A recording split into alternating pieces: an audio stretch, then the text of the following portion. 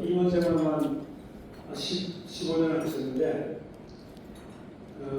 이분이 네트워크도 대단하신 분이고 또 힘이 대단하신 그 단양 출신의 슈퍼스타입니다. 그래서 오늘 정말로 좋은 주제를 주셨기에 이걸 우리가 전부 드려야겠다. 세종 한반도에 지금 3명의 천재가 있는데 3명의 천재라고 봤을 때 무슨 그 설문조사를 했는데 3명이 이순신, 세종, 박정희 3사람이 톱이에요. 3사람이 누가 우위할 수 없었던 거. 근데 그 중에 슈퍼스타 세종대왕 한글. 요즘 우리 IT 시대에 한글 아니면 우리가 이렇게 빨리 갈 수가 없어요. 중국 사람들 헤매잖아요. 한문으로 치느라고. 그래서 이 세종의 그 이해하는 방식, 생각하는 방식, 이걸 우리가 배우면 모두가 성공한다. 그런 주제입니다. 오늘 강의하기 전에 제가 문학받은 소개를 드리겠습니다. 권선복. 안녕하세요. 예, 권선복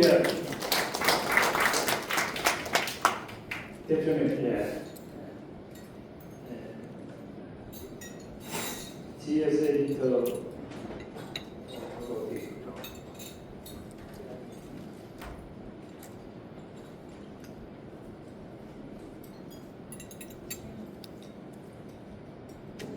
박인설 대리회장님을 모시고 강의를 시작하도록 하겠습니다. 현재 지금 7시 30분이니까 시간이 충분할 것 같습니다.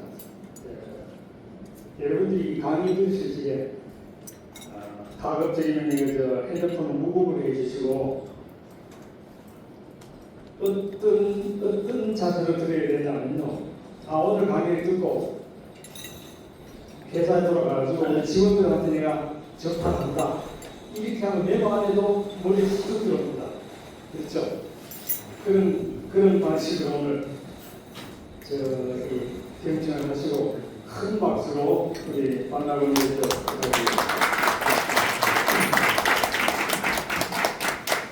예, 반갑습니다. 박나곤입니다. 제가 이제 전문 강사가 아니고 그냥 제가 책 보고 강의 듣고 이랬던 내용을 전달하는 것이기 때문에 부족할 수도 있습니다. 제가 이제 저는 교보생명에서 올해 일을 했고요. 임원으로 한 13년 있었고 교보에서 자랑스럽게 생각하는 것은 교보 역사상 가장 창의적으로 일하는 임원이다라는 평가를 받고 교보에서 창립되는 이후에 새로움을 가장 많이 만들면서 일을 했습니다. 한반도 역사상 가장 위대한 창조자가 누구냐? 세종이라고 생각합니다. 우리가 세종 이전과 세종 이후에 우리 민족의 역사는 완전히 달라졌다라고 생각을 합니다. 그래서 세종의 성과, 업적에 대한 기록은 많이 있지만 실질적으로 세종이 어떻게 일을 했을까에 대해서 연구한 기록은 별로 없고요. 그래서 제가 세종에 관련된 책을 보면서 세종이 어떻게 한글을 만들었고 어떻게 위대한 업적을 창조했을까 이런 관점에서 생각을 정리한 것으로 오늘 발표를 드리겠습니다. 시작하면서 조선왕조는 이성계에 의해서 이루어졌죠. 이성계는 7년간 왕을 합니다. 그러면서 부인이 이제 함경도에서 원래 본체인 한씨에게서 5 아들이 있고요, 6 아들이 있고 한양에 와서 후처에게서 아들을 2명을 둡니다. 그리고 나서 이제 사실 이제 조선을 건국하는데 가장 조선을 기획한 사람은 정도전이죠. 정도전이 꿈꿨던 나라는 왕조 국가가 아니라 내각제, 신하가지를 하고 왕은 상징적인 존재로 있는 내각제를 꿈꾼 것이 정도전인데, 그러다 보니까 막내 아들인 이방석을 세자로 책봉을 하고 이방석에 대한 스승의 역할을 자임을 하죠. 그러다 보니까 이 5째 아들 이방원은 실질적으로 문무를 겸비한 왕자였다고 합니다. 그러다 보니까 정도전이 왕자의 난을 지켜 방석을 폐교하고 본인이 직접 왕을 오른 게 아니라 일제형 정종을 왕으로 세우고 그다음에 세 번째 왕으로 이방원이 등장을 합니다. 어떻게 보면 조선 왕조의 기틀을 다진 것은 이방원이라고 생각합니다. 그래서 실질적으로 왕을 하는데 반대될 세력들을 전부 다 제거를 하죠. 심지어는 본인이 왕이 되는 데 있어서 철저한 조력자였던 처남들도 싹 다 죽여버리고 자기 아들이 왕노릇 하는 데 있어서 걸리적거릴 사람들, 괜히 뭐 이게 아닙니다 저게 아닙니다 하고 말대꾸할 수 있는 사람들을 전부 다 정리해서 세종이 왕노릇 하는데 아무 문제 없도록 터전을 만듭니다.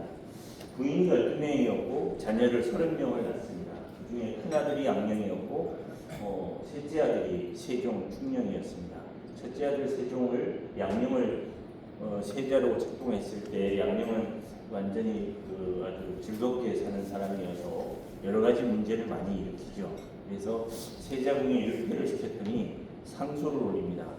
자기가 이제 유부녀도 건드리고 막 이렇게 해서 왕이 좀 근신되라 해갖고 유폐를 시켰더니 상소를 뭐라고 올리냐면 아버지는 뭐 엄마하고만 한 게 아니지 않습니까? 이렇게 올립니다. 그러다 보니까 완전히 그게 이제 이방원이 열받아서 충령으로 세자를 바꾸고 세종이 재임했던 기간은 18년입니다. 박정희가 근무했던 시간도 18년인데 이제 이방원은 18년 동안 왕조국가의 기틀을 완전히 다지고 세종에게 물려줍니다. 세종은 부인 6명이었고 자녀를 12명 낳고 큰아들이 문종이었습니다. 그리고 재임 기간이 22살의 왕이 돼서 32년간 왕을 합니다. 32년간 왕을 하는데 세종은 나라는 백성을 근본으로 삼고 백성은 먹을 것을 하늘로 삼는다. 그래서 국민들의 생산성 향상, 먹거리 편안하게 풍요롭게 사는 것에 집중해서 왕 역할을 했다라고 볼 수 있습니다. 세종이 32년간 했던 성과로 보면 다양한 분야에 대해서 언어 영역에서 훈민정을 만들고 농업 영역에서 농사직설이라는 걸 통해서 농업혁명을 하고 천문 영역에서 측정산 네 편을 만들어서 천문 영역을 조세제도도 바꾸고 또 과학 영역, 국방 영역, 의학 영역, 문화예술 분야 그리고 복지 이런 부분에서 다양한 분야에 대해서 엄청난 성과를 이룬 것 왕이 세종이라고 볼 수 있습니다. OECD에서 2003년도에 발표한 자료를 보면 잉글랜드나 중국보다 세종 이후에 GDP가 높았습니다. 그리고 숙련된 노동자의 임금도 이제 그 당시의 임금은 급여는 유럽 같은 경우는 빵을 얼마를 주냐 얘기였고요. 조선은 쌀을 얼마를 주냐 했는데 쌀이 숙련된 노동자들에게 주는 쌀이 유럽보다 조선이 더 높았습니다. 그러고 보면 세종 이후에 우리나라 조선의 삶은 중국이나 유럽보다도 더 높은 풍요로운 삶을 살게 만드는 것이 세종이다라고 볼 수가 있겠습니다. 그래서 또한 이때의 15세기 과학기술사 논문 발표 항목을 보면 서양이 64건이었고 동양이 44건인데 동양에서 중국이 6건, 일본이 6건, 조선이 32건의 과학기술 논문을 발표를 합니다. 그러고 보면 이 분야에 대해서도 과학기술 분야에도 엄청난 노력을 하셨다라고 볼 수 있어요. 이순지라는 천문과학자가 지구는 둥글고 한양의 유도는 38.25도입니다라고 발표를 합니다. 그때 세종이 그 얘기를 듣고 나서 뭐라고 얘기하냐면 저 근거가 뭘까라고 얘기합니다. 옆에 있던 부제약이 그 당시에 이제 정치비서는 승지고 학문비서가 부제약이죠. 부제약이 저것은 수학인데 수학을 이해하지 못하면 알 수 없는 영역입니다. 이렇게 얘기합니다. 그래서 세종이 여기에 대해서 같이 수학에 대한 공부를 해서 그 당시에는 이제 달력이 중국 달력을 갖다가 썼습니다. 그러다 보니까 중국하고 우리하고 경도가 다르다 보니까 시간차가 있다 보니까 달력이 잘 안 맞았죠. 농사 짓는데 잘 안 맞았습니다. 그래서 조선의 달력을 만들자 이렇게 해서 수학을 바탕으로 해서 공부를 시킵니다. 그래서 중국의 원나라의 수시력, 명나라의 대통령, 아라비아의 회의력을 참조를 해서 조선의 천문을 연구를 해서 조선의 달력을 만듭니다. 조선의 달력을 만드는데 칠정산 내외편에 칠정산이 뭐냐면 해, 달, 화성, 수성, 목성, 토성을 칠정이라고 하고 이거를 천문을 연구를 해서 여기에 대해서 칠정산 외편에 1년이 365일 5시간 48분 45초다라고 기록이 되어 있습니다. 근데 현대 과학기술로 1년을 측정한 것이 딱 1초 차이 납니다. 세종 때 계산한 것과 지금 계산한 것이 1년이 1초 차이 난다. 그리고 일식도 정확하게 예측을 해서 맨날 며칠 몇 시에 해가 가려지는 대낮에 깜깜해지는 현상이 발생할 것이다. 정확하게 예측을 합니다. 그만큼 세종시대에 과학기술을 발전시켰다고 얘기했습니다. 세종 중대로 국가재정을 튼튼하게 한 왕이 세종이다라고 할 수 있습니다. 이성계 때 세금을 거둔 땅이 70만 결, 세종이 120만 결, 세종 때 180만 결의 땅에서 세금을 걷습니다. 그러면 어떻게 이렇게 세금을 많이 걷었냐? 그 당시에 세금이 두려워서 산속에 들어가서 살던 화전민들이 있었습니다. 화전민들은 관료들이 나타나면 도망을 가고 이렇게 된 거죠. 그런데 이 화전민들에게 이 화전을 자기 땅으로 다 인정을 해주고 등기를 다 해주고 대신 세금 내라고 하니까 그 사람들이 화전을 다 자기 땅으로 해주니까 좋고 국가는 세금을 거두니까 좋은 거죠. 그리고 농업 생산성을 높여서 세수를 증대를 했고 세율을 오르는 것이 아니라 생산성을 높여서 세금을 늘렸다라고 볼 수 있겠습니다. 백성을 잘 살게 하는 근본적인 시스템 개선을 통해서 백성들의 삶을 향상시키는 왕이 세종이다라고 보게 되겠습니다. 한글을 누가 만들었을까요? 한글을 우리가 배울 때 집현전 학자들이 만들었다 이렇게 얘기하죠. 집현전 학자들이 만들었다라고 얘기를 하는데 과연 한글을 누가 왜 어떻게 만들었을까? 한글을 왜 만들었을까요? 세종 10년 진주에 사는 기마라는 사람이 아버지를 죽입니다. 아버지를 죽였는데 잘못했다고 얘기하는 게 아니라 아버지가 아마 치매나 이런 게 걸렸을 수도 있겠죠. 아버지 때문에 우리 전 가족이 못 살겠다. 그래서 우리 가족의 행복을 위해서 죽였다 이렇게 된 거죠. 그래서 부모를 죽이다니 저런 놈은 능지처참을 해야 된다. 신하들이 막 얘기를 합니다. 세종이 뭐라고 하면 저 사람을 죽인다고 해서 해결이 되겠느냐? 왜 아버지를 죽였냐? 우리가 국가가 잘 가르치지 못한 탓이다. 그래서 백성들에게 효도를 가르치고 기본 예절을 가르쳐야 되겠다. 근데 기본 예절을 가르치려고 보니까 그 당시의 문자는 한문밖에 없는 겁니다. 한문은 일반인들이 모르기 때문에 한문 서적은 아무 의미가 없는 거죠. 그래서 세종이 뭐라고 지시를 하냐면 그림책을 만들어서 배포해라. 이것이 상강행시일도입니다. 상강행시일도는 충신, 효자, 연례에 대한 그림을 그리고 효도하는 그림, 이런 그림, 충성하는 그림, 이런 그림을 그려서 그 옆에 주석으로 주석은 한문밖에 없으니까 한문으로 주석을 달았죠. 그러다 보니까 그래서 이 그림책을 보고 백성들이 이제 예의를 알겠구나 이랬는데 주석으로 달린 게 한문이다 보니까 아무런 효과가 없습니다. 일반인들이 보기에 한문을 모르니까 그림이 있구나 만화책인데 만화에 있는 글씨를 모르니까 상강행시도를 만들어서 배포했는데 예의가 지켜지는 게 아니라 똑같습니다. 그러다 보니까 일반인들이 읽을 수 있는 문자를 만들어야 되겠다 이렇게 한 거죠. 그래서 이게 어떻게 보면 아주 구조적인 기마로 인해서 한글을 만들어야 돼. 새로운 문자를 만들어서 백성을 가르쳐야 되겠다라는 생각을 한 것이 세종의 생각이라고 볼 수 있습니다. 훈민정음은 예의와 해문으로 구성되어 있습니다. 훈민정음 예의는 세종이 지어서 한글을 만든 이유와 한글의 사용법을 했는데 여기에 주로 가담했던 사람은 세종의 아들인 문종, 세조, 안평대군, 정인공주에 의해서 훈민정음 예의가 만들어집니다.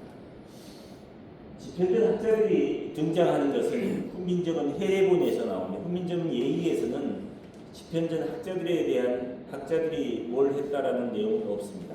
이걸 발표하고 나서 해례본에서는 성상문 박병현 등이 세종을 보필해서 한글의 자원 모음을 만드는 원리, 사용법을 상세하게 설명하고 인체의 발음기관에 의해서 형상화해서 만든 세계 유일한 언어라는 것이 해례본에서 나옵니다. 그러면 한글을 발표한 이후에 훈민정음을 발표한 이후에 한참 지나서 해례본이 나온 걸로 보면 실질적으로 한글을 만든 것은 세종이고 집현전 학자들은 그 후에 해석을 달았다라고 보면 될 것 같습니다. 세종이 훈민정음을 발표할 때 여러분 잘 아시지만 나라 말씀이 중국에 달라 그 뜻이 사마띠 아니할세 즉 이제 한자는 일반 백성들이 읽기 어렵고 말하기 어려워서 서로 뜻이 통하지 않으니 내가 28자를 만들어 모든 사람들이 쉽게 읽고 쓰게 하여 백성을 편안하게 살게 하고 싶다. 이것이 이제 훈민정음 발표할 때의 세종의 마음이었죠. 그래서 이것을 발표했을 때, 훈민정음을 발표했을 때 대신들의 반응은 어땠느냐? 옛날부터 쓰는 폐에 없는 글자를 고쳐서 낮고 천한 이익이 없는 글자를 왜 만드십니까? 어문을 만들려면 낙등의 재상과 신하에게 널리 상의를 해야지 각자기 널리 펴려하니 옳지 못합니다. 조선어를 만들면 중국의 탄압이 두렵습니다. 이게 세종실록에 나와 있는 신하들의 반응이었습니다. 왜 이러느냐? 한문을 일반 백성들은 모르고 선비 관료들만 한문을 아니까 우월의식이 있었던 거죠. 우리가 몇십 년 전에 우리가 미국에서 유학 갔다 온 사람들이 영어를 막 유창하게 하면 유학 갔다 오지 않은 사람들이 좀 친구들하고 얘기하면 못 알아듣는 얘기를 하네 이런 좀 생각이 차이가 있었던 시절이 있었죠. 그 당시엔 그보다 더 심했던 것 같습니다. 그러다 보니까 관료들은 엄청나게 내가 어떻게 한문을 공부했는데 이거 없이 새로운 걸 만들려고 이런 반대를 가 있었던 거죠. 엄청나게 반대를 할 때 세종실록에 보면 신하들의 이야기를 잘 듣고 잘 받아들입니다. 그런데 한글을 발표하고 나서는 강력하게 대응을 합니다. 너희들이 문서를 아느냐? 사성칠음과 잠오가 뭐냐? 그것도 모르면서 대듣냐 이게. 설총은 옳다고 하면서 제 군주가 하는 일을 그러다고 하는 이유가 뭐냐? 강력하게 대응을 합니다. 그래서 모든 이야기를 잘 들은 것이 아니라 이것은 반드시 해야 된다고 할 때 거기에 반대하는 사람들을 강력하게 운용을 해서 백성을 위하는 일에 신하의 반대를 끝까지 설득을 해서 한글을 만들었다라고 보시면 됩니다. 당시 집현전 부제학은 실질적으로 집현전을 이끄는 원장입니다. 그래서 연구원 원장이라고 보면 되겠습니다. 채말리가 만약에 집현전 학자들이 한글을 만들었다 그러면 원장이 모를 리가 없죠. 집현전 부제학이 모를 리가 없죠. 집현전을 총괄하는 사람이 채말리인데 발표하고 나서 채말리가 폐하 역사적으로 중국은 세상의 중심이고 한문을 쓰는 민족은 문명인이고 한글을 쓰지 않는 민족은 야만족입니다. 그래서 일본이 일본 문자를 쓰니까 야만족이고 몽고가 몽고를 쓰니까 야만족인데 폐하는 어떻게 한글을 만들어서 조선을 야만족으로 만들려고 하십니까? 막 반대를 합니다. 황당하죠. 그러면 폐하는 야만족의 족장이 되는 겁니다. 막 이렇게 반대를 해요. 황당하죠. 그래서 그러나 세종은 이제 치말리를 설득하다가 안 되니까 귀향을 보냈다가 반성을 하니까 다시 부르다가 다시 씁니다. 훈민정음은 누가 만들었을까? 여기서 정의공주는 세종의 둘째 딸인데 죽산한씨 가문에 출가를 합니다. 그래서 죽산한씨 가문의 족보에 보면 공주가 사가에서 한글 창제를 도와 노비와 토지를 하사받았다라고 기록되어 있습니다. 그리고 보면 이 죽산한씨 딸을 정의공주의 협조를 받았다라고 했어요. 세종을 도와 한글을 만든 사람은 문종, 세조, 안평대로 이 자녀들입니다. 어떻게 보면 한글의 자모와 모음을 만들고 기록 정리한 것이 아들딸이다 이렇게 보시면 됩니다. 이걸 어떻게 보면 거의 대부분 세종이 한글을 기획하고 거기에 대해서 기록 정리한 것이 자녀들이었다라고 보면 될 것 같습니다. 문의를 번역하는데 세자와 진영대군, 안평대군이 그 일을 담당했다. 세종 26년 여기에 이제 세종실록에 기록되어 있는 거고요. 세종과 문종이 훈민정음을 지으신 천하의 소리를 다 하지 못함이 없었다. 그래서 임금이 직접 28자를 만들어 글자는 간단하고 쉬우나 변화가 무궁하다. 이를 훈민정음이라고 한다. 세종실록에 기록되어 있고요. 소리와 운 하나하나를 정하면 모두 상감의 제가를 받았다. 그래서 이렇게 어떻게 보면 가족경영에 의해서 한글을 만들어졌다고 보는 게 맞을 것 같고요. 정리하면 한글 창제의 아이디어는 진상백성이었다. 부모를 죽이고도 당연한 듯이 떠들어대는 몰상식한 백성을 보고 왜 저런 현상이 생겼을까? 왜 부모를 죽이고 죄송함도 모르고 미안함도 모르고 잘못한 것을 죄를 모를까? 여기에 대해서 생각을 해서 간단한 해결책은 죽여버리면 끝나는 거죠. 그러나 세종은 몰라서 그러니 교육을 시키자 해서 상감명식도를 만들고 상감명식도를 만들어서 줬더니 한자를 모르니까 교육이 어렵다는 거죠. 그러다 보니까 한자를 가르치더니 한자가 어렵고 백성이 쉽게 알 수 있는 글자를 만들자. 관료들은 한자를 잘 알고 있으니 반대하겠다. 이 사람들한테 사전에 상의해봤자 개별적으로 이렇게 물어봤겠죠. 새로운 글자를 만들면 어떨까? 이렇게 물어보면 거의 대부분 내가 어떻게 한문을 공부했는데 쓸데없는 걸 또 만들려고 하시니까 이런 반응이 있다 보니까 공론화해서 만들기 어렵겠다. 이렇게 해서 조선의 글자를 만듭니다. 그래서 관료를 탓하지 않고 왕 스스로 직접 만들었다고 보면 되고요. 그래서 진상고객의 이야기를 잘 듣고 해결하는 기업을 하는 데 있어서도 야 저런 고객이 없었으면 좋겠다. 저런 진상 사원이 없었으면 좋겠다라고 생각할 때 그걸 좀 그냥 고객을 외면해 버리는 게 아니라 왜 저런 진상 고객이 생겼을까 이걸 생각하고 저런 진상 고객을 만족시킬 수 있는 방법을 찾아낸다 그러면 최고의 기업이 되지 않을까 이런 생각도 있습니다. 한글 창제에 대해서 우리가 생각해 볼 것은 음수사원이라고 생각합니다. 물을 마실 때 생각사, 근원원, 물을 마실 때 이 물이 어디에서 왔을까를 생각한다는 거죠. 이 일을 할 때 물을 마실 음수사원을 생각하듯이 문제가 발생을 하면 이 문제는 왜 발생을 했을까? 이걸 생각한다면 근본적인 원인을 찾아서 해결할 수가 있다고 생각이 됩니다. 그래서 우리가 일을 하는 데 있어서도 음수사원 한번 생각을 해볼 필요가 있다고 생각합니다. 세종은 어떻게 일을 했을까? 세종의 정치 철학에서 보면 백성은 국가의 기본이고 백성을 잘 살게 하는 것이다. 일에 임하는 자세에 대해서 백성들의 평범한 행복을 위한 군주의 비범한 노력 이게 필요하다는 거고요. 임금 노릇은 어려운 것이다. 정치를 어렵게 여기는 마음. 최근 들어서 보면 우리나라 국가 지도자가 되고 나서 쉽게 내 말 한마디면 착착 따르니까 쉽게 하다가 끝나고 나면 곤욕을 치르는 이런 경우가 많이 있는 것 같습니다. 내가 하는 일을 어렵게 받아들이는 자세가 필요하다고 보고요. 하늘을 감동시키는 방법은 사람의 힘으로 할 수 있는 최선을 다하는 것이다. 내가 할 수 있는 최선을 다하면 하늘이 감동해 준다는 거죠.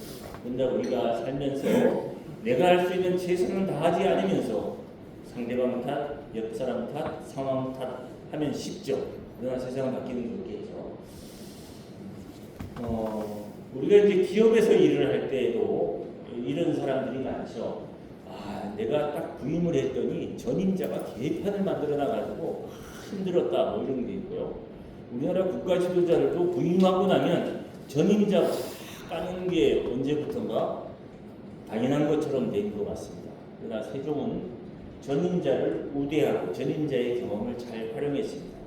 이게 당연히 아버지한테 물려받았으니까 그럴 거지 하지만 조선 왕들도 아버지한테 물려받고 나서도 아버지를 아주 나쁜 사람으로 만든 경우 대단히 많습니다. 그래서 세종은 전임자인 세종을 경험을 많이 활용해서 대마도 정벌 이때도 이제 세종은 직접 전투 경험이 없지만 이방원은 전투 경험이 많은 사람이었죠. 그래서 아버지의 조언을 하나 다 받아서 결국은 대마도를 정벌을 하죠. 세종이 어떤 사람이냐? 조선 건국을 반대했던 문신 중에 최고 그 당시에 가장 신뢰를 받던 정몽주 이방원에 의해서 죽죠. 그리고 조선을 기획하고 실질적으로 조선 왕조의 그림을 그렸던 정도전도 죽죠. 또 최영 장군도 고려의 최고의 무장이었던 최영도 이방원에 의해서 죽죠. 그래서 이 엄청난 역할을 했던 그 조선 건국의 최고의 역할을 했던 이방원을 놔두고 막내 아들 이방석을 왕이 되는 걸 못 참고 그냥 싹 정리를 하고 본인 스스로 3대 왕의 즉위했는데 52살에 세종에게 양해를 합니다. 그런데 이 세종에 대해서도 수시로 자문을 받았고요. 외국의 침공으로 남의 일들이 백성이 불안정하니까 대마도를 정벌하는데 아버지한테 잘 자문을 받아서 대마도 정벌을 하고 마지막으로 부탁했던 것이 너 형인 양령을 죽이지 말고 잘 돌봐주라라고 얘기합니다. 그리고 나서 실질적으로 양령이 여러 가지 악행도 저지르고 하지만 끝까지 또 신하들이 양령을 죽여야 됩니다라고 상소를 했을 때 끝까지 아버지의 명대로 양령을 보호해서 형이 죽을 때까지 편안하게 돌봤습니다. 그래서 또 태종이 임명했던 부신들을 싹 정리한 것이 아니라 부신들을 잘 활용을 해서 그 사람들이 아버지가 임명했던 전임자가 임명했던 신하들도 계속 잘 쓰고 잘 부피를 해주고 일을 할 수 있도록 도와주고 그 사이에 젊은 학자들을 양성을 해서 이제 정치를 펼치죠. 그래서 전임자에 대한 예우 또 전임자가 임명했던 신하들에 대한 것도 잘 활용했다. 정권이 교체되더라도 유능한 관료는 국가와 국민을 위해서 일을 하도록 했다는 거죠. 근데 우리는 현재 보면 대통령이 바뀌면 싹 다 바뀌는 이런 바뀌어야 되는 잘했든 못했든 싹 다 바뀌는 이런 것이 되는데 세종은 그렇지 않았다는 것을 우리가 생각해 볼 필요가 있다는 생각입니다. 고구려 때 고구려 땅은 이 부여성 이만큼 컸는데 고려가 되면서 이렇게 줄어들었고 조선의 영토는 4군 6진을 개척을 해서 지금 현재의 영토는 세종 때 확장이 됩니다. 동원강 압록강까지 확장된 것은 세종 때 영토가 확장이 됐습니다. 근데 그 당시 이제 북방 상황은 여진족이 스스로 침략해서 약탈을 하죠. 그런데 이방원이 여진족을 정벌하려고 하다가 실패를 합니다. 그래서 세종 15년에 여진족을 정벌해서 압록강 도망강까지 해서 4군 6진을 설치를 합니다. 그러면 이렇게 했을 때 신하들의 반응은 어땠냐? 여진을 점검해서 압록강 도망강까지 땅을 넓혀야 되겠다고 했을 때 신하들의 반응은 압록강 도망강 유역은 추워서 농사도 잘 안 되고 그런 땅을 찾기 위해서 이렇게 전쟁할 필요가 없습니다. 반대하는 신하들이 많았습니다. 그런데 당시 이랬음에도 불구하고 치밀한 계획을 세워서 영토를 확장했을 때 여진족은 그냥 있었을까요? 중국을 찾아가서 그냥 놔두면 조선이 중국을 침략할 겁니다. 우리를 막 개박살 냈지 않습니까? 막 이렇게 합니다. 근데 그랬을 때 중국 황제의 반응이 어땠느냐? 조선은 그럴 나라가 아니다. 세종은 그럴 사람이 아니다. 이렇게 반대를 합니다. 사전에 여진족을 정벌하기 이전에 중국과 긴밀한 유대 관계를 갖고 정치 교류를 잘해서 중국이 우리가 여진족을 정벌해서 압록강 도망강까지 땅을 넓혔는데 만약에 중국이 개입을 하면 물러나야 되는 거 아니겠습니까? 그래서 사전에 중국과 유대 관계를 잘해서 그런 것도 철저히 막았다라고 보면 세종의 정치력, 외교력도 대단했다라고 볼 수가 있을 것 같습니다. 그래서 만약 우리가 뭐 통일을 얘기하지 않은 대통령은 하나도 없는 것 같습니다. 그냥 떠드는 것이 아니라 통일이라고 하는 것은 영토를 넓힌다라고 하는 것은 주변 국가의 관계 이런 것이 대단히 중요하겠죠. 그러나 지금 현재 보면 이런 것 같습니다. 어떤 예쁜 여자가 있습니다. 그 여자는 나를 보기를 송충이처럼 보는데 발표를 막 합니다. 저 여자하고 나 결혼할 거야. 막 떠들고 다니니까 그 여자는 나를 송충이처럼 보는데 가능하겠습니까? 그런 얘기를 하는 형식은 아니었다라고 합니다. 아주 치밀한 외교 전략에 의해서 했다고 보고요. 만약 세종이 현재 대통령이라면 통일을 위해서 중국, 러시아, 미국, 일본과 어떤 관계를 할까? 이런 생각을 한번 해볼 필요가 있을 것 같고요. 신분, 나이, 경력 불문하고 능력 위주로 인재를 선발했다. 장영실에 대한 이야기는 우리가 사부에도 많이 나와서 킵하겠습니다. 세종 때 농업 생산량이 400에서 800%가 성장했습니다. 종목에 따라 공목에 따라서 400%에서 800%가 성장을 했습니다. 어떻게 됐느냐 이걸 보면요. 우리 백성들이 잘 먹고 잘 살게 하기 위해서는 농업 생산성과 어업 생산성을 높여야지, 곡물과 어업이 많이 발달돼야지 우리 백성들이 잘 먹고 잘 살 수 있다. 어떻게 하면 좋겠느냐 이렇게 회의를 합니다. 하는데 정초라는 학자가 얘기를 합니다. 폐하, 저를 환경도지사로 발령을 내주시면 제가 농업 생산성을 200% 2배로 올리는 방법을 실현해 보이겠습니다. 그래서 어떻게 할래? 그러니까 제가 중국에 갔다 올 때 중국의 농업서인 농공상유라는 책을 갖고 왔는데 중국은 우리나라 조선보다 농업 생산성이 2배가 높습니다. 단위 면적 땅 생산성이 2배가 높습니다. 그러니까 요대로 하면 우리도 농업 생산성이 2배로 올라갈 겁니다. 이렇게 얘기해요. 그러니까 세종이 정초를 환경도지사로 발령을 내서 한번 해봐라 했어요. 근데 첫 해에 완전 흉자, 두 번째 완전 흉자 이렇게 안 됩니다. 중국의 농법이 조선에 안 통하는 거죠. 그러니까 신하들이 저놈 폐하를 능멸한 정초를 능지청착하십시오 막 강을 합니다. 그리고 정초도 어쩔 수 없으니까 딱 와서 대가리 받고 폐하 죽여주십시오. 그러니까 신하들이 저놈을 죽이십시오. 그러니까 세종이 뭐라고 얘기를 하냐면 정초를 죽이면 농업 생산량이 올라가냐 이렇게 얘기합니다. 정초, 너는 나와의 약속을 지켜라. 나와의 약속은 뭐죠? 농업 생산량을 2배로 올리겠다고 하는 그 약속을 지켜라 라고 얘기를 합니다. 그래서 정초는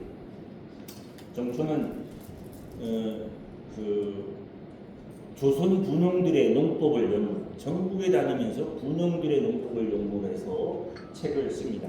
그 책이 농사직설이라는 책입니다.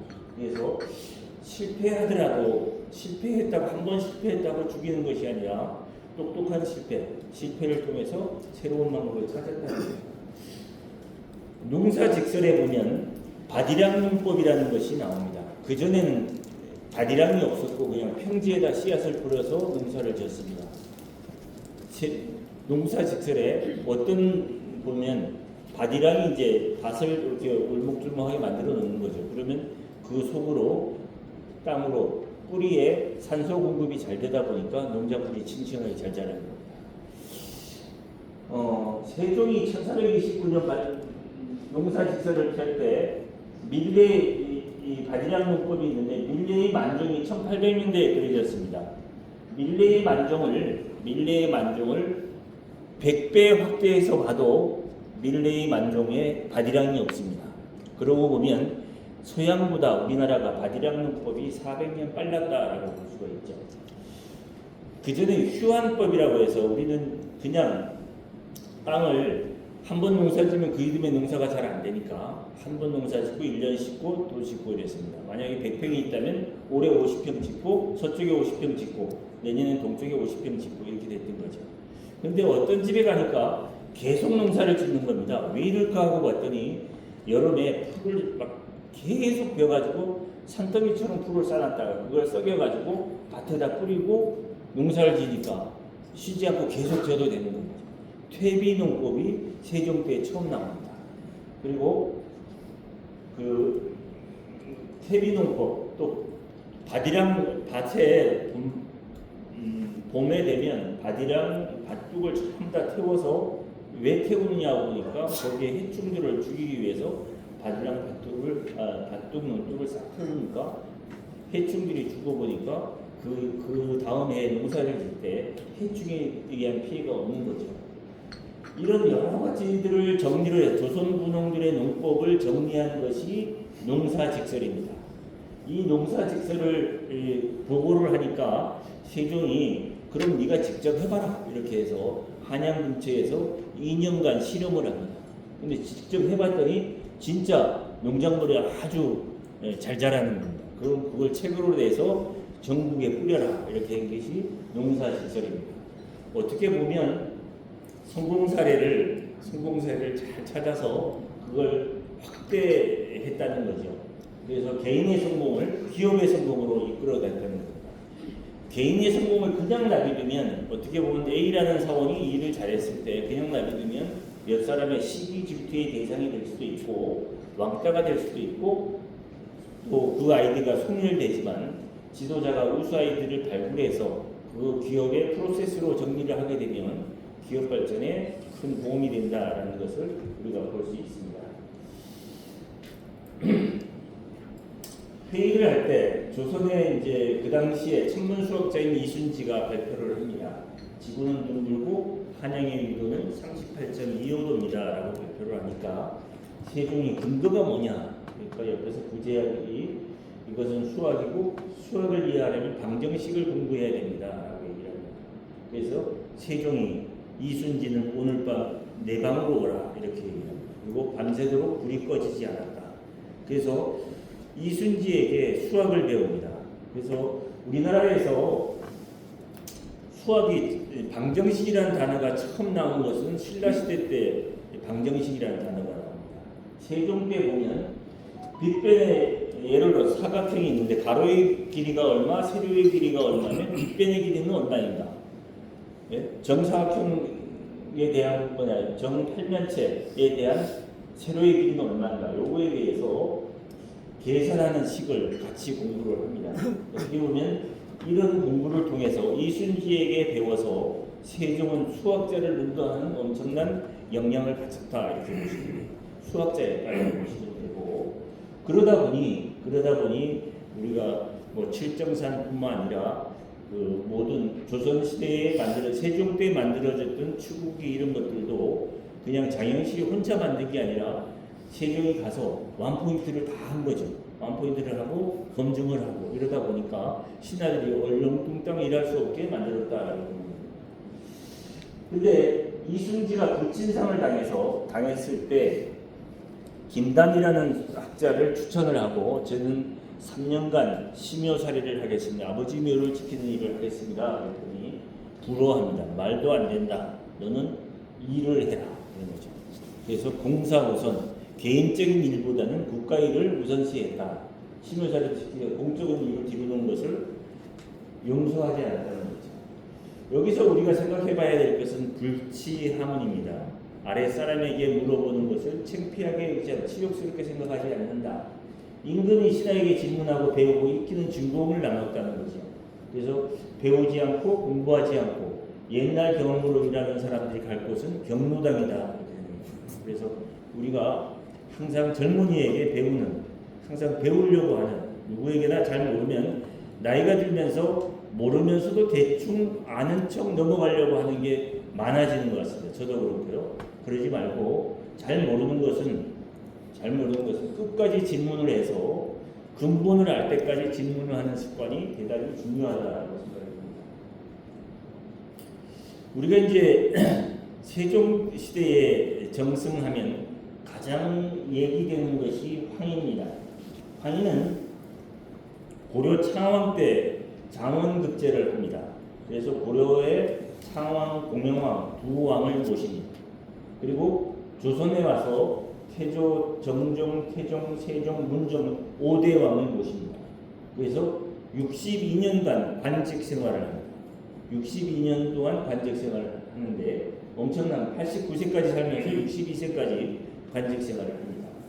그래서 어떻게 보면 7대 왕을 모신 거죠.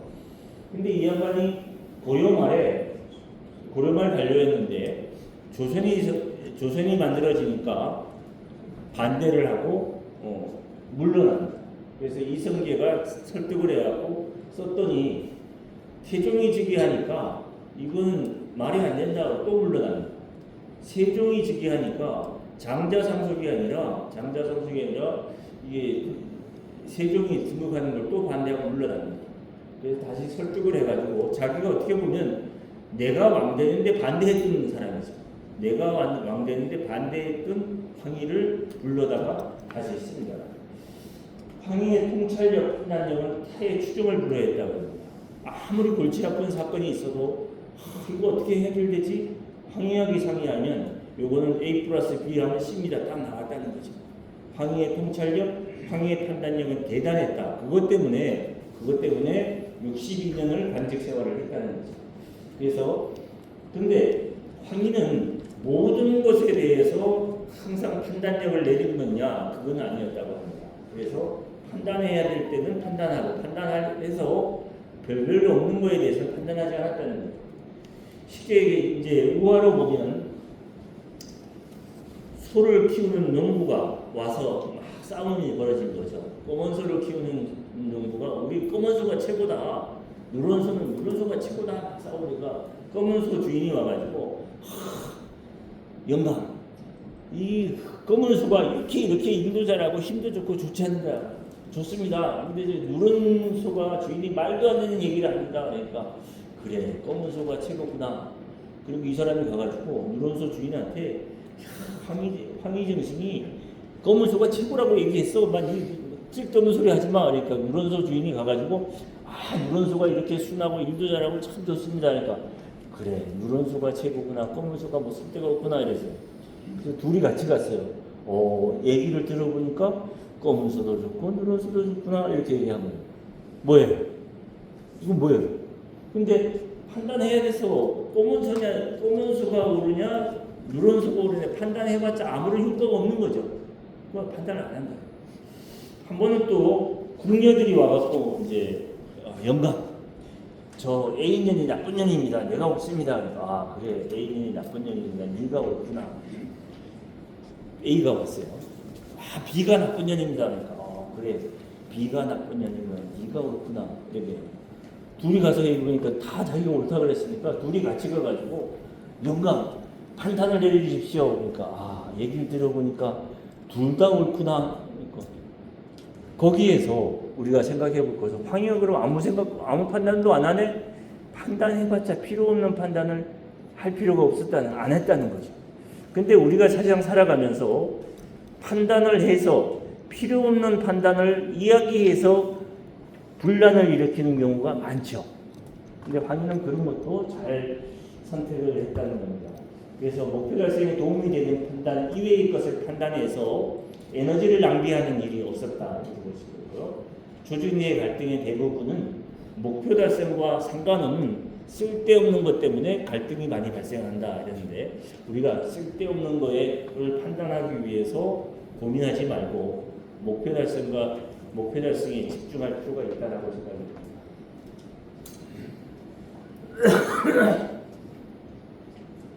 세종 이전에 다펌솜실제라는 세금 징수 방법을 씁니다. 이건 뭐냐면 다펌솜실제는 관료가 다니면서 등급을 매깁니다. 가을에 농사 짓고 나면 이 땅은 이제 풍년 좀 곡식을 좀 올리고요. 그리고 여기는 흉년 여기는 세금을 낮추고요. 이거를 관료가 판단을 합니다. 관료가 판단을 하다 보니까 이제 부정이 생기는 거죠.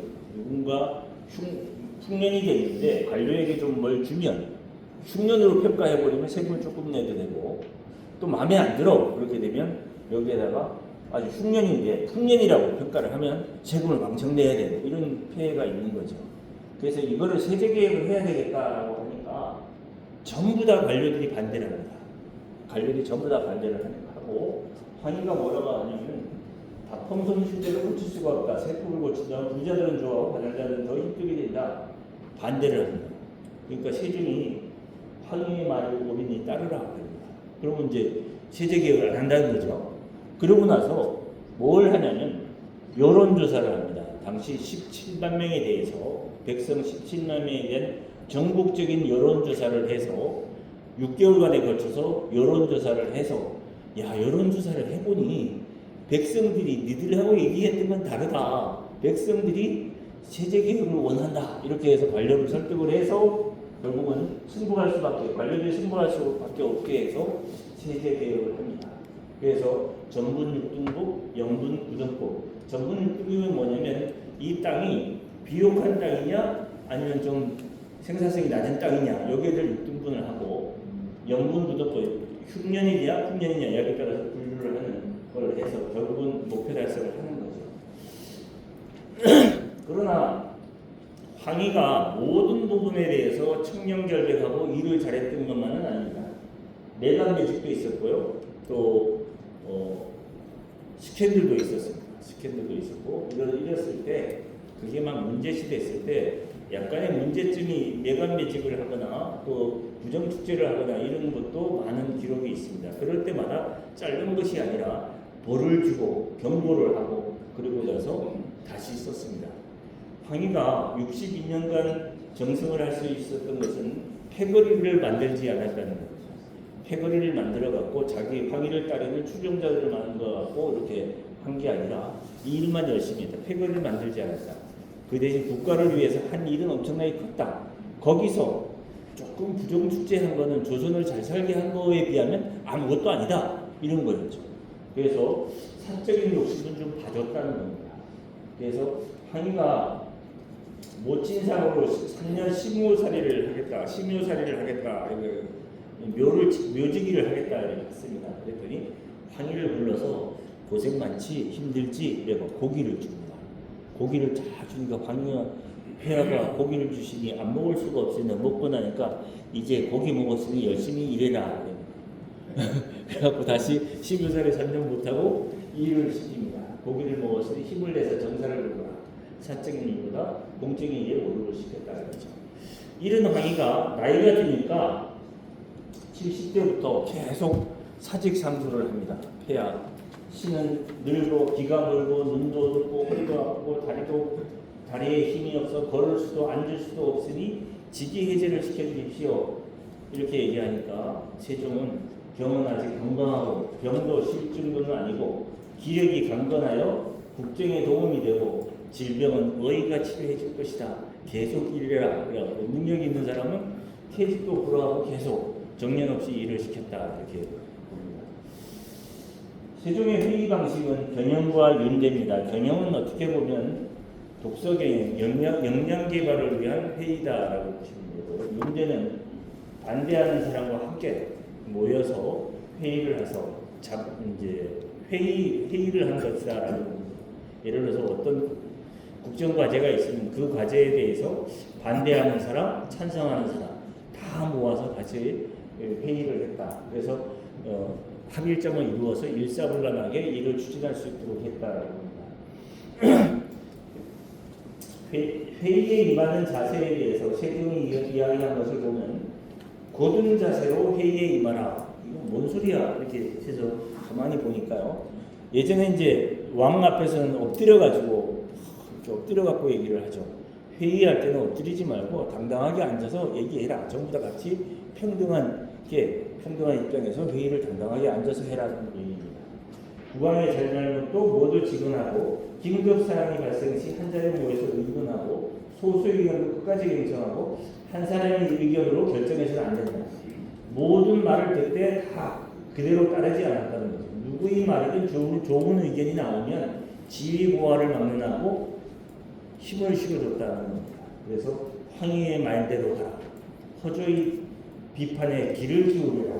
가나면 행하시고 이러다 보니까 가나면 행하시고 말하면 들어주시니 내가 이제 죽어도 여한이 없다. 신하들이 얘기할 정도로 회의에서 아주 자유롭게 토기하도록 하고 받아들여졌다는 겁니다.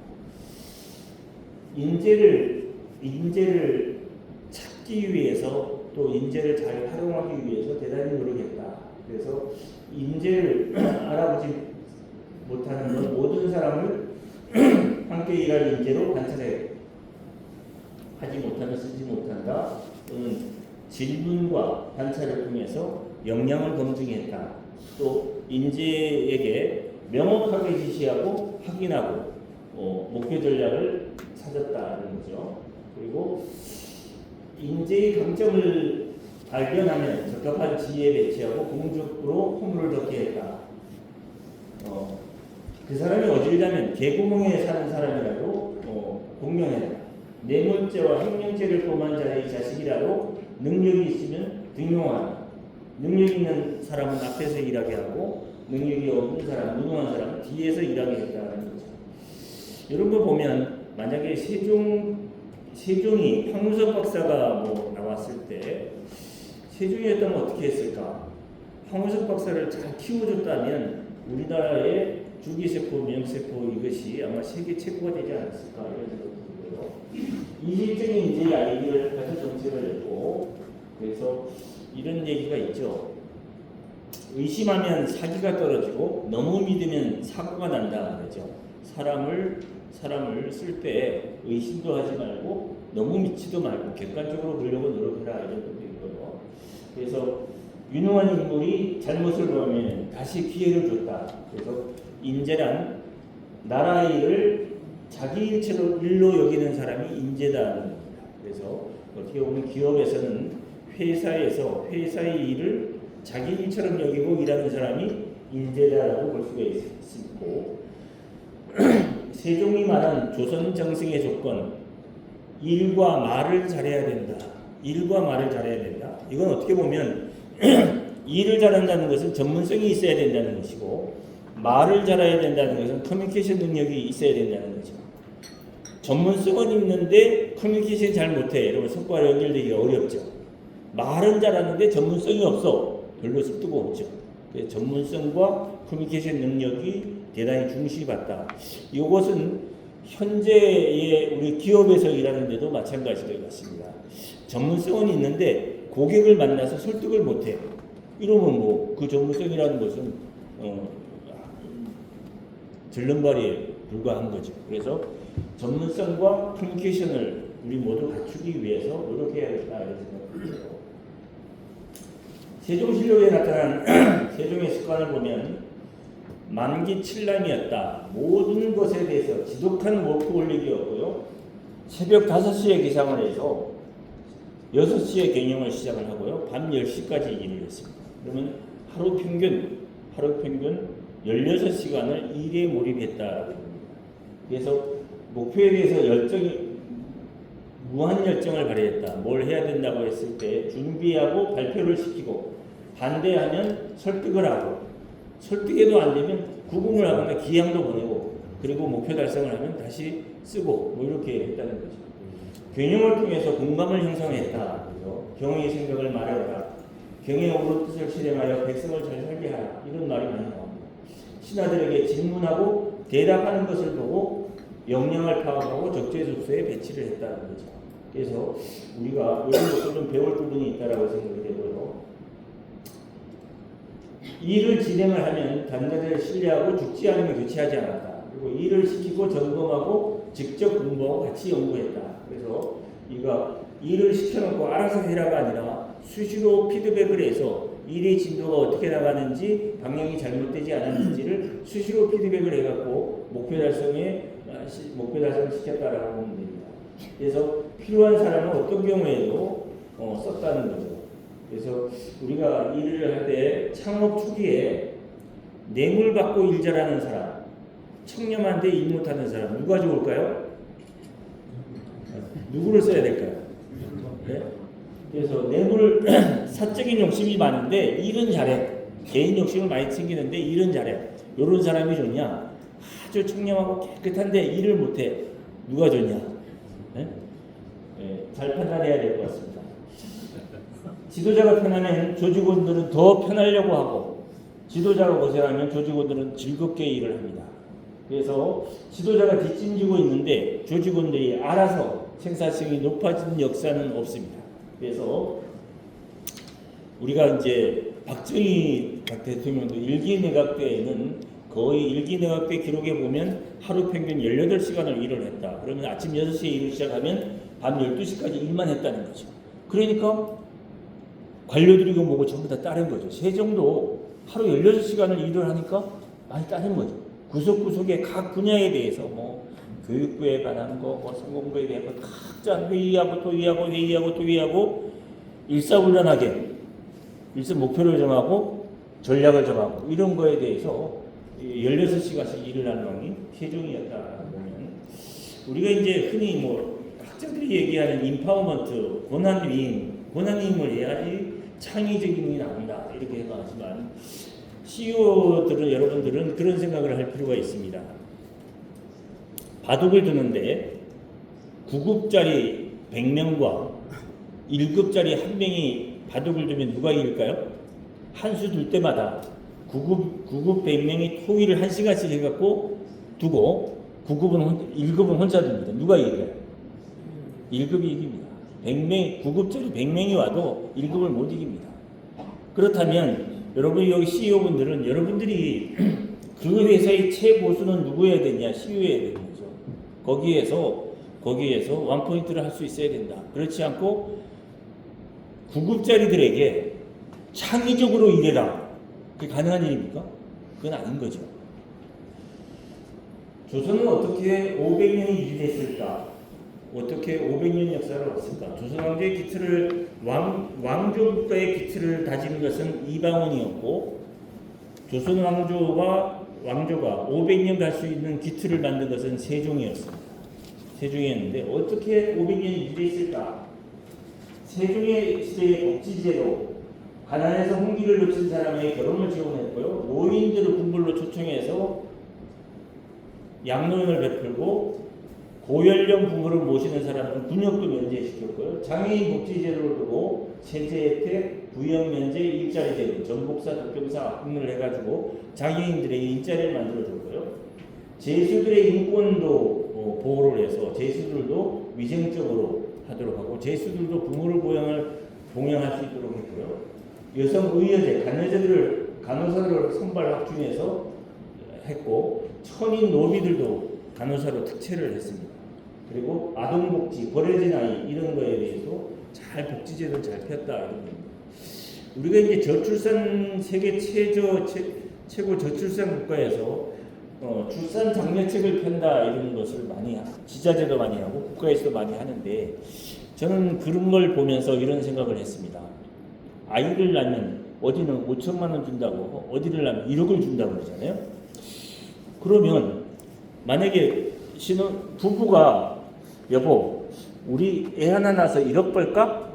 이래야 됩니까? 또 애를 낳으면 대출을 해준다 하니까 여보 우리 지금 24평 사는데 애 하나 낳아갖고 대출 받아갖고 34평으로 옮길까? 이 말이 됩니까? 그 애를 낳았어요. 그 아이가 컸을 때 야 내가 너를 낳은 건 말이야 1억 벌려고 낳은 거야 너는 우리가 너 낳아가지고 24평에 살다가 34평으로 옮겼어. 이 얘기 해야 되는 그 얘기를 듣는 아들은 어떨까요? 이거하고 세종 때 복지정책하고 어떻게 달랐을까요? 세종 이전에는 노비가 아이를 낳으면 출산휴가 7일을 줬습니다. 그래서 아이를 버려두고 근무하면 아이가 해롭게 될 것을 염려한 거죠. 그래서 7일을 둔 거예요. 근데 세종 때 출산휴가 100일을 줍니다. 애를 낳으면 100일간 휴가를 산모에게 100일간 휴가를 줍니다. 그러면 이제 아무 문제가 없으려니 했는데 보고서를 읽어보니까 100일간 휴가를 줬는데 산모가 죽었다는 거예요.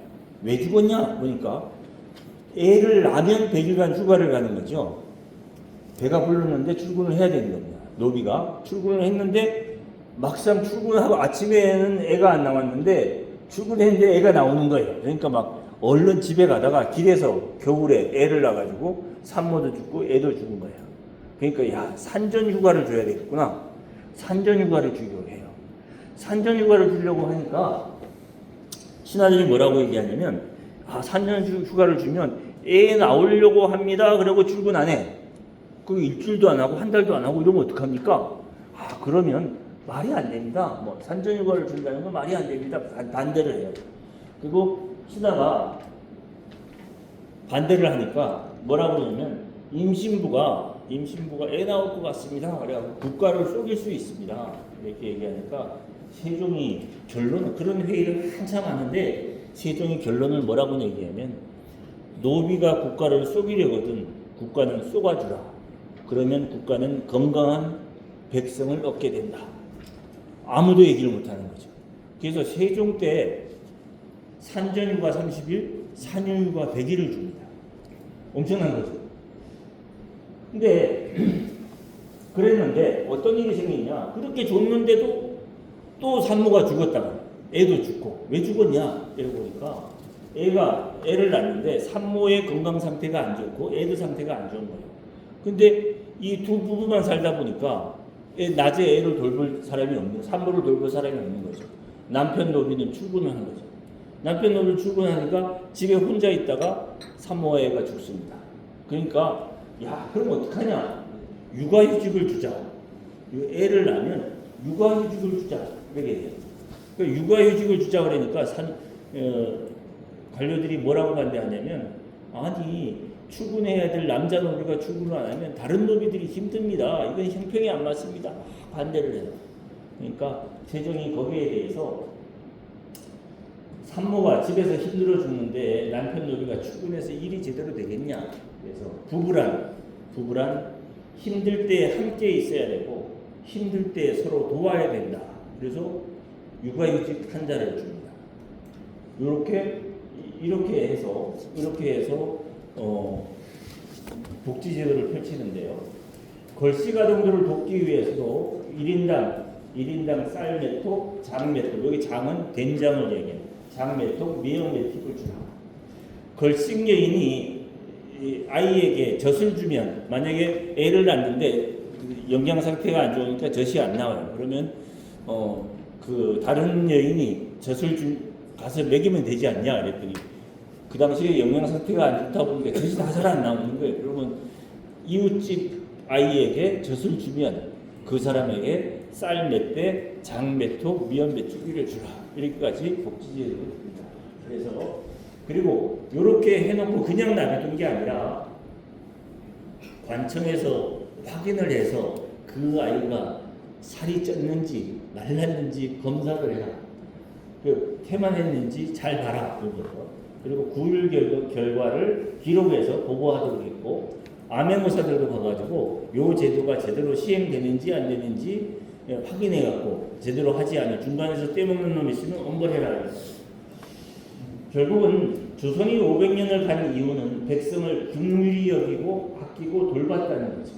그러면서 지시보다 확인하고 중간 점검하고 피드백해서 조직을 긴장시켰다. 좋은 정책을 피고 알아서 잘해가 아니라 끊임없이 중간 점검하고 피드백해서 조직 전체를 긴장시켰다라고 합니다. 아내가 속이려거든 쏘아주라. 노년이 필요했다. 남편이 속이려거든 쏘아주라. 사장의 지경이 넓어진다. 노비가 국가를 속이든 국가를 쏘아주라. 국가는 건강한 국민을 얻는다. 시골 쭈그렁 할아버지 할머니가 평생 왜 안 싸웠겠느냐. 싸움에 져주는 사람이 있기 때문에 의지하고 함께 사는 것이다. 부부란 힘들 때 옆에서 도와야 된다. 힘들 때 나 몰라라 하게 되면 사람도 있고 이웃도 있고 외롭게 살게 된다. 이런 거고요. 세종의 하루 일과는 새벽 5시에 기상해서 6시에 경연을 시작해서 10시까지 일을 했고 만기 칠람했고 또 통찰력, 판단력, 추진력이 대단히 뛰어났다는 거죠.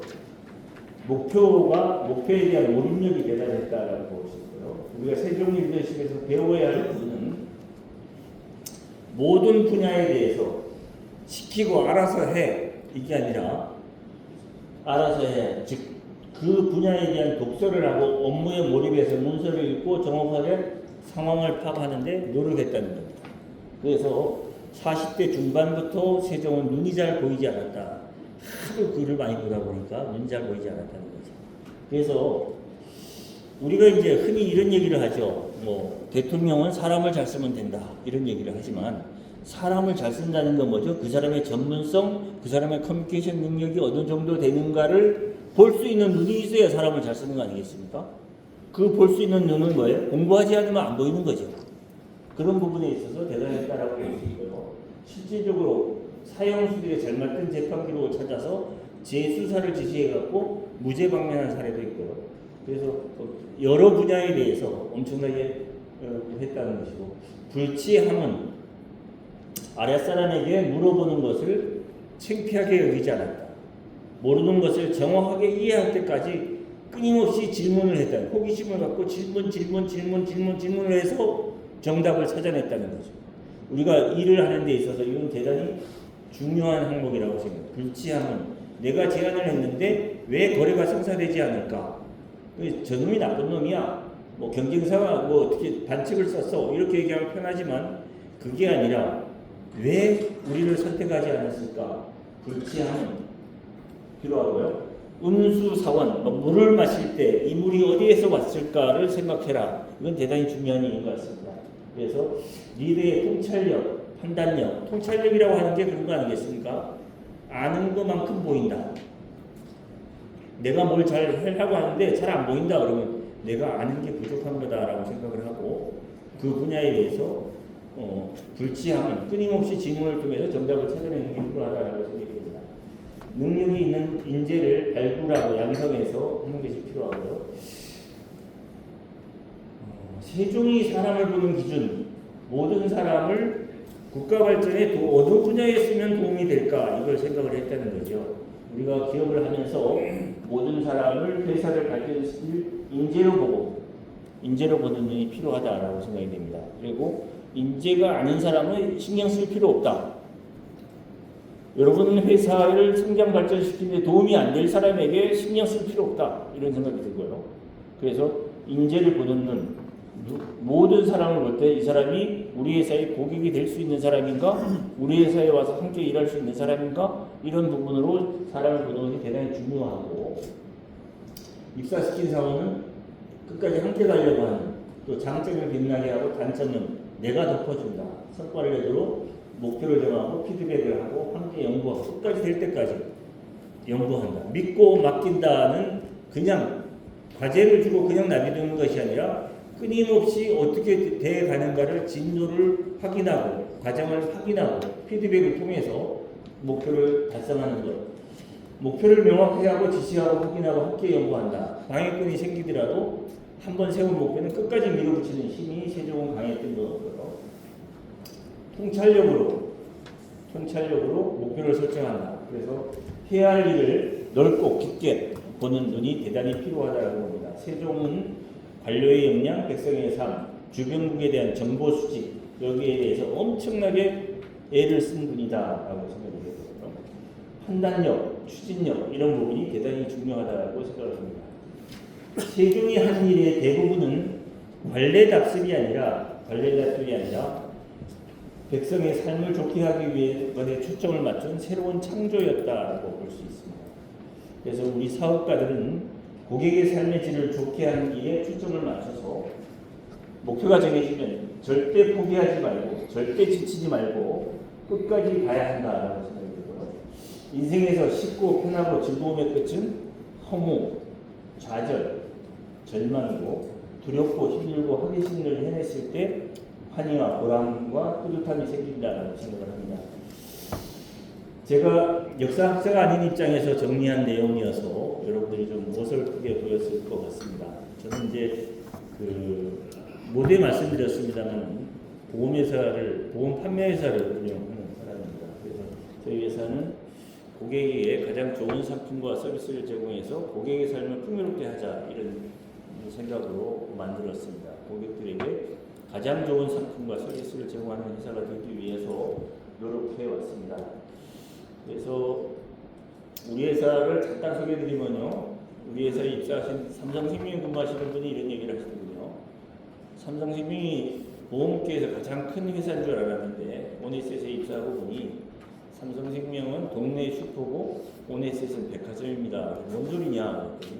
삼성생명에 가면 내가 계약할 수 있는 상품이 한 10개 정도밖에 없는데 오네스에서는 한 3,000개 상품이 있으니까 오네스이 이 모든 회사를 합친 것보다 더 큰 회사인 것 같다 이런 얘기를 들었습니다.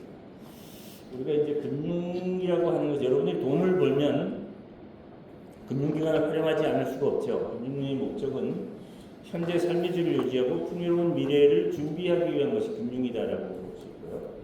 가장이 사망하더라도 또 오래 살더라도 가족 중에 질병이 발생하더라도 재산상의 손실이 발생하더라도 현재 삶의 질은 유지되어야 된다. 이것이 보험의 역할이고요.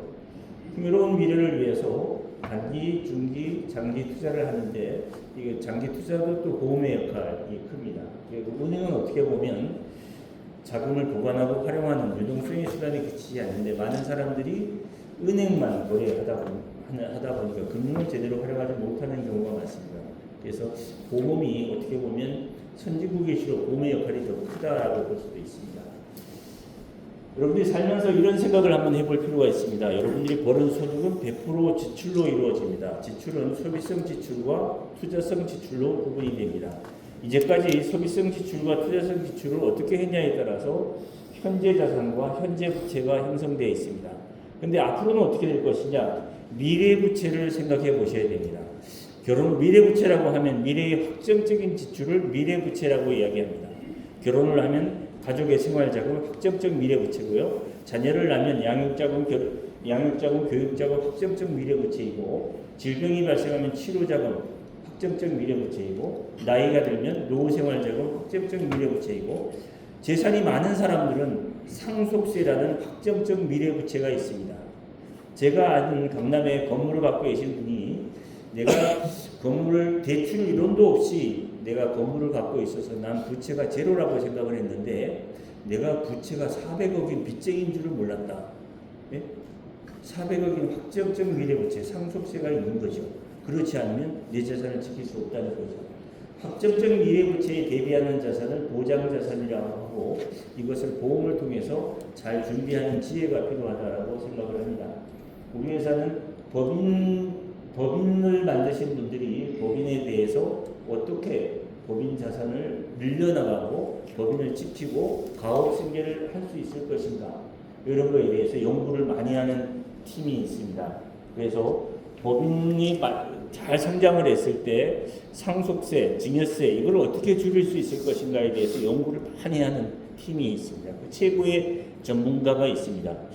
얼마 전에 천안에 계신 어떤 분이 자산 100억을 손자에게 주는데 세금을 줄일 수 있는 방법을 연구해 달라고 해서 정상적으로 하면 100억을 손자에게 준다 그러면 50억 이상의 세금이 들어가야 되는데 10억 이하로 줄여서 컨설팅을 완료한 아주 대한민국 최고의 컨설팅 전문가가 있습니다. 그리고 법인 자금을 개인 자금화하는데도 어떻게 하면 세금을 줄일 수 있을까? 증여 상속에 대한 여러 가지 연구를 해서 우리 보험업계에서 이 일을 30년간 해서 최고의 전문가가 저희 회사에 함께하고 있습니다.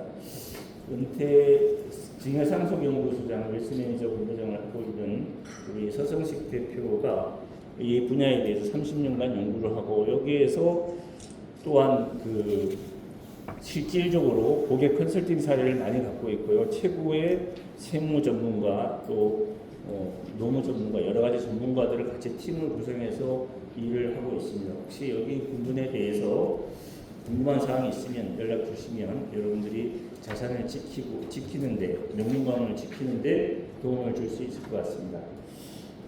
아침 시간에 오셨는데 제가 전문 강사가 아닌 입장에서 이야기를 해서 여러분들에게 좀 어떠실지 모르겠습니다. 좋은 시간이고 좋은 하루 되시기 바랍니다. 감사합니다. 여러분 많이 느끼셨죠? 생각해보니까 생각이 우리가 세종시대 때 600년 전이니까 600년 전에 604불 GDP 604불 퍼큐니까 영국이 600불, 중국이 600불인데 우리가 그때 대단하다는 생각이 딱 드니까 야 정말 사람 한 사람이 이렇게 큰 역할을 하는구나 리더가 그런 생각이 들고요. 황희정 선생님이 얘기했을 때는 사실 쓸데없는 판단하지 말자 그런 생각이 들습니다. 그 괜히 분란을 일으키는 그런 판단하지 말고 판단할 때 하자 그런 생각이 들어요. 세종은 참 천재. 아까 제가 말씀드렸지 않습니까? 우리 한반도에서 여론조사에서 3명 이순신, 세종, 박정희 이런 사람들이 있을 때 우리가 훨씬 풍요롭고 좋은 저기 된다고 세종이 일하는 방법이 아까 음수 4번이라고 그랬습니다. 불치하분. 항상 생각하면 여러분이 판단에 굉장히 도움이 될 거라는 생각이 들고요. 이제 이경 목사님 저 멘트 한번 말씀 해주세요. 그래서 큰 우리가 좀 그 느낌을 받았고요. 유혜자 감독님 오늘 괜찮으신가요? 네. 감독한테 판단이 필요하잖아요. 요구할 시에 다 필요하고. 우리 저 홍대순 원장님 한 말씀 해주시죠. 네, 괜찮습니다. 그래서 질문 있으면 한 분, 조영국 박사님.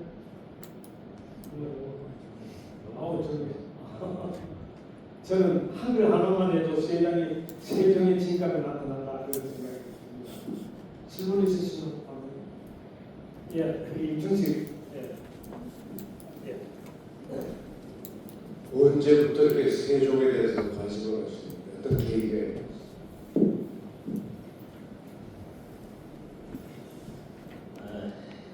제가 그 책을 읽기를 원래 좋아했던 건 아니고요. 제가 이제 노고생명 지점장할 때 독서의 스승을 만났습니다. 어떤 분을 만났느냐. 오늘 저는 아침에 매일 이제 교회 교육을 합니다. 대충 교육을 했는데 교육을 하고 나왔는데 사무실에 들어갔더니 저희 때 이제 저는 30대 초반이고요. 대신 은행 과장이 있었는데 설교사로 나와놓고 아침에 내가 했던 교육에 대해서 피드백을 하는데 이게 아니고 또 그게 아니고 저도 강나버니 얘기는 다 객관이고 이렇게 요약적인 얘기를 주고 있었어요. 그걸 보고 같이 있던 설교사들이 피드백을 묻는 모습을 봤습니다. 기분이 아주 안 좋았습니다. 근데 영업을 하러 다녔는데 가면 나를 반기는 고객 한 명도 없고 회사내에서 상사들은 직책이 좋다고 맨날 그만두라고 질책을 하고 같이 일했던 선배들도 그러고 나를 총각때 나를 좋아한다는 여자도 세상에 한 명도 없고 야 죽어야 되겠다 싶어가지고 한 가지 있습니다. 안될 준비 생각을 해보니까 한 건물을 들여다보니까 너무 지저분한 건 들어가면 냄새도 안 좋을 것 같아요. 겨우 나온 물이 아프잖아요. 완샷에 진짜 한가는 다리를 걸어봤으니까 생각을 해보니까 야 이제 아버지를 만날 수 있겠구나. 제가 대학 1학년 때 아버님 돌아가셨는데 아버님이 50의 날을 나서 아버지하고 정말 좋은 관계였습니다. 아버지를 만나는 기쁨이 되게 큰 거예요. 근데 아버지가 만났는데 아버지 너왜 이렇게 일찍 왔냐 이렇게 물어보면 뭐라고 얘기하지? 그러니까 교육을 못해서 이렇게 왔는데 이러면 우리 아버지한테 처음으로 두드려 맞을 것 같아. 야, 이건 아니다. 교육은 제대로 하면 행복을 주어야겠다. 그래갖고 교복 공부해봤습니다. 책을 너무 사가지고 컴퓨터부터 얘기를 할 때 롬에 보면 공자님께서 이렇게 얘기하셨습니다. 우리 이렇게 합시다. 피터 드러가 이렇게 얘기했습니다. 우리 이렇게 합시다. 이렇게 했습니다.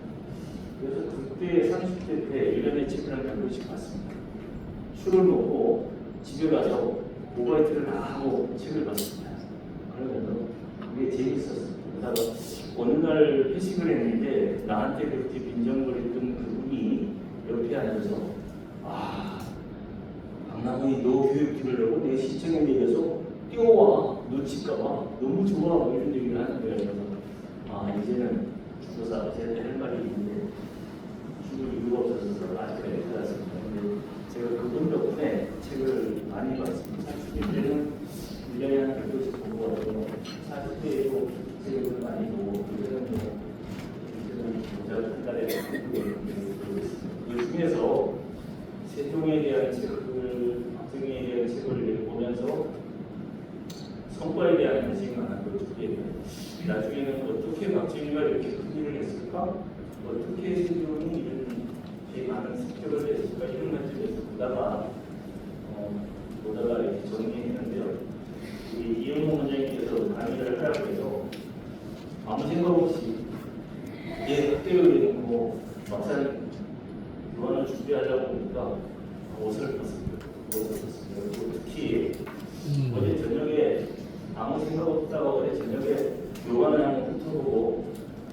큰일 났다. 각 택시별로 어떤 얘기를 해야 될지 정리가 안 된 상태에서 중앙부원 말씀드려서 아침잠 태우고 계신 여러분 죄송합니다.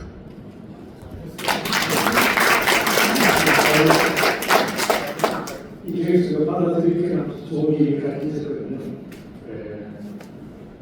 예를 들어 오늘 자료 보시면 10월의 메시지가 있을 겁니다. 10월에 보면 10월 메시지에 예사양면이라는 말하고 천망불루라는 말이 있습니다. 예사양면 여러분들 제가 아실 거고요. 천망불루 아십니까? 천망불루라는 말 아십니까? 손으로 보세요. 이 말. 이 하늘에는 눈에 보이지 않는 망이 있어요. 우리가 다시라고 하고 무선 노트에 보이는 이게 도덕에 관련된 사람이 악행을 하면은 항상 그 일이 돼 있어요. 이 하늘에 그걸 얘기하서 하늘에 망이 처해 있다고 해요. 이 천망불루 하늘에 있는 망을 벗어날 수가 없다는 겁니다. 그만큼 다 나타나는 거예요. 그래서 죄 짓고는 못 산다는 그런 아주 좋은데 이 상당히 그래서 이 마음에 남아있는 그런 거예요. 오늘 아까 설명하다 소개해드리기 한번 빠뜨렸는데 우리 송은수 교수님, 외대 교수님입니다. 원래 그 정보사령관까지 하시고 인사 한번 하시죠. 네, 반갑습니다. 박수 한번 주십시오.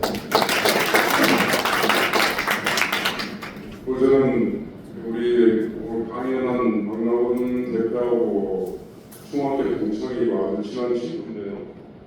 오늘 강연을 한다고 해서 원래 강연을 참 잘합니다. 책을 많이 보고 공부를 많이 하고 저도 뭐 강의를 많이 하지만 그래서 그 친구가 가끔 대화를 할 때도 얘기하는 거 상당히 도움이 되는 게 많아요. 그래서 실견이 아주 많은 친구인데 제가 사실 박나원 대표 강연할 때 가끔 같이 갑니다. 같이 가서 들어보면 역시 이제 뭐 좀 머릿속에 남는 게 있고 좀 배울 게 있고 이 친구의 장점을 되게 많이 봐요.